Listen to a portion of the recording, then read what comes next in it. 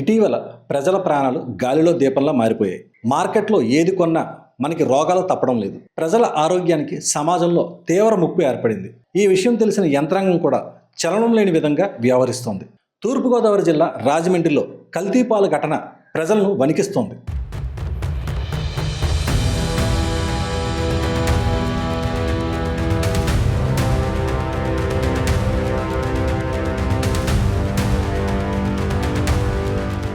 ప్రజల ప్రాణాలు తీసే స్థాయిలో జరిగిన పాల కల్తీ వదంతం కలకలం రేపుతోంది. కల్తీ కాలకేయులు తెలుగు రాష్ట్రాల్లో భారీగానే తిష్టవేశారని తెలుస్తోంది. పాలు తాగితే ఆరోగ్యం మాట దేవుడెరుగు, ఇప్పుడు అనారోగ్యం పాలే ప్రాణాలే పోగొట్టుకున్న పరిస్థితి ఏర్పడుతోంది.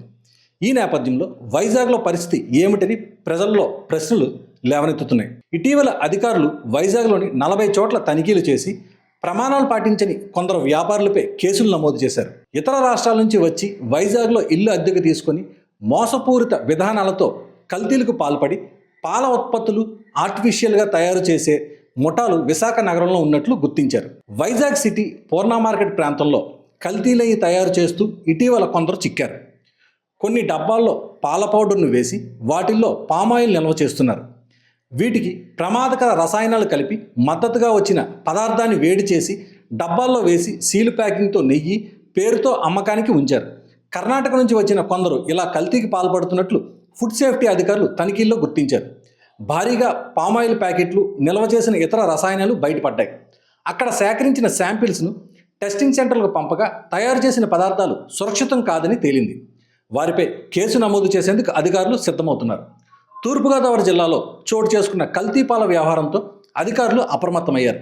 ఉమ్మడి విశాఖ జిల్లాలోని పాల సేకరణ కేంద్రాలు, స్టాక్ పాయింట్ల నుంచి శాంపిల్స్ను అధికారులు సేకరిస్తున్నారు. శుభ్రత, శాస్త్రీయ పద్ధతులు పాటిస్తున్నారా లేదా అనేది తనిఖీలు చేయడం మొదలుపెట్టారు.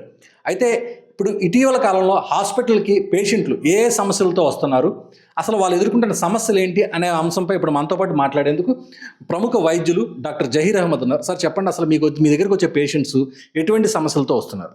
ఈ మధ్యకాలంలో మనం చూస్తుంది ఏంటంటే ఎక్కువగా అడల్టరేషన్, కల్తీ. ఇది మనం ప్రతిరోజు కూడా చూస్తున్నాం పేపర్లో. ఈ తిరుపతి లడ్డు నుంచి స్టార్ట్ అయ్యి అది ఏంటనేది తేలలేదు, అది ఏం జరుగుతుందో తెలియదు, అసలు ఏ విధంగా నిజంగా కల్తీ అయిందనేది తెలియదు, ఈ కల్తీ అయిందా లేదా అనేది కూడా వ్యవహారం తెలియని పరిస్థితి. కరెక్ట్గా ఏదైనా కూడా అధికారులు అందరూ కూడా ఒక నిర్ణయానికి రావటం, ఒక నిర్ణయం తీసుకోవటం జరగలేని పరిస్థితి ఈరోజు చూస్తున్నాం. ప్రతిరోజు కూడా ప్రతి దాంట్లో కూడా కల్తీ. ప్రతి స్వీట్స్ తయారు చేయటంలోనైతేనేమి, ముఖ్యంగా పాలు. ఈ మధ్య జరిగిన గోదావరి జిల్లాల్లో జరిగిన అల్లకల్లోలం పాలు తయారీ వల్ల అనేక మంది అనారోగ్య పాలు అవటం, ప్రాణాంతక అవటం కూడా మనం గమనించాం.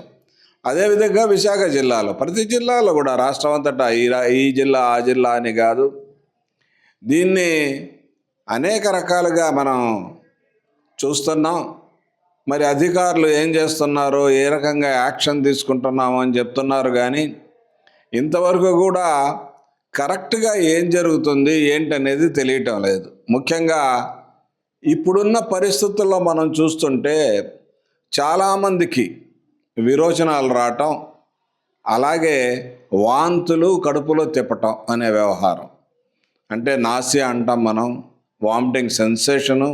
ఈ వామిటింగ్స్ ఎక్కువగా రావటం, వాంతులు అయిపోవటం, విరోచనాలు అయిపోవటం, గ్యాస్ట్రోఎంటరైటిస్ ప్రాబ్లం.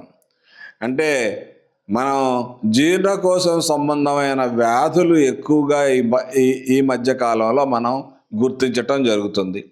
ఈ జీర్ణకోశం వ్యాధులు ఎందుకు వస్తాయంటే, ముఖ్యంగా ఏదైనా ఇలాంటివే కల్తీ పదార్థాలు ఏదన్నా బాడీలో వెళ్ళినప్పుడు మరి ఇంటెస్టైన్స్ జీర్ణించుకోలేకపోతే దానివల్ల, దాంట్లో ఉన్న కెమికల్స్ వల్ల, ఇప్పుడు దాని ప్రభావం వల్ల ఈ రకమైన సిమ్టమ్స్ రావడం అనేది చాలా ఎక్కువ ఈ మధ్యకాలంలో.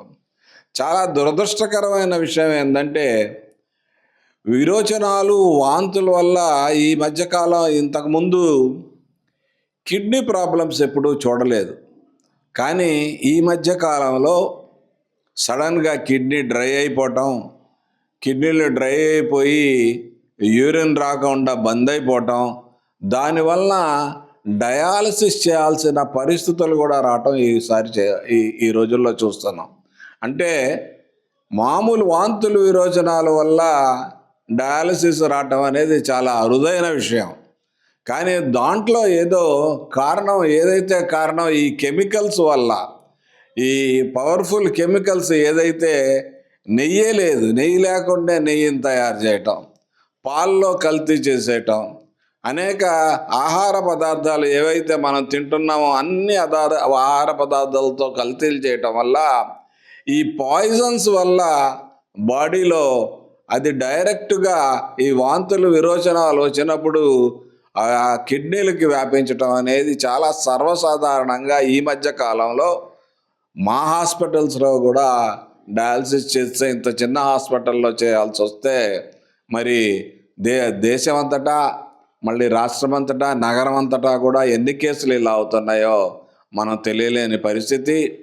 మరి దీని మీద సీరియస్నెస్ కావాలా, చిత్తశుద్ధి కావాలా. ఎందుకంటే ఎక్కడ కల్తీ అవుతుంది, ఏమవుతుంది మనం ప్రతిరోజు వార్తల్లో చూస్తున్నాం. సప్లై చేసే వాళ్ళందరూ కూడా పెద్ద పెద్ద కంపెనీలు, ఎక్కడో ఉత్తరాఖండ్ నుంచో, లేకపోతే యూపీ నుంచో, లేకపోతే కర్ణాటక నుంచో, లేకపోతే చెన్నై నుంచో అనేక పెద్ద పెద్ద కంపెనీలు వాళ్ళు రావటం అనేది, మరి అనేక రకాలుగా ఏవైతే మన ప్రాంతాల్లో ఉన్న వాళ్ళు ఎవరైతే దానికి ఏజెన్సీస్గా ఉన్నారో, ఏజెంట్లుగా ఎవరున్నారో వాళ్ళు దాన్ని సప్లై చేయటం మన రాష్ట్రంలో మనం చూస్తున్నాం. కాబట్టి దీని మీద తగిన సీరియస్నెస్ తీసుకోవాల్సిన అవసరం, ల్యాబొరేటరీస్కి పంపించాల్సిన అవసరం ఉంది. ప్రతి పదార్థాన్ని కూడా చెక్ చేసి, ల్యాబొరేటరీస్లో చెక్ చేసి కల్తీ ఏమవుతుంది, ఏ రకంగా తయారవుతుంది అనేది నిర్ధారణ చేయాల్సిన అవసరం, దాని మీద సీరియస్ యాక్షన్ తీసుకోవాలి ప్రభుత్వం. ముందు ప్రజారోగ్యాన్ని కాపాడుకోవడానికి ప్రయత్నం జరగాల్సిన అవసరం ఎంతైనా ఉందని భావిస్తున్నా. ఇది ముఖ్యంగా ఏంటంటే ఈ కల్తీల వల్ల చాలా దురదృష్టమైన విషయం, మళ్ళా నేను చెప్తుంది ఏంటంటే కిడ్నీలు ఎఫెక్ట్ అవ్వటం చాలా కామన్గా జరుగుతున్న విషయం ఈ రోజుల్లో. కిడ్నీలు డ్రై అయిపోతున్నాయి. మామూలుగా అయితే వాంతులు విరోచనాలకి అంత సీరియస్ ప్రాబ్లం ఉండదు.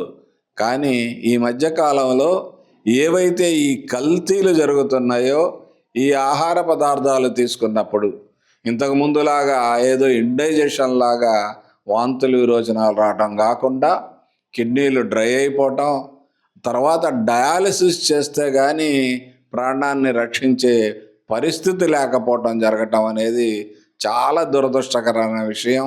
దీన్ని మనం ప్రభుత్వం సీరియస్గా తీసుకోవాల్సిన అవసరం ఉంది. దీన్ని గమనించాల్సిన అవసరం ఉంది.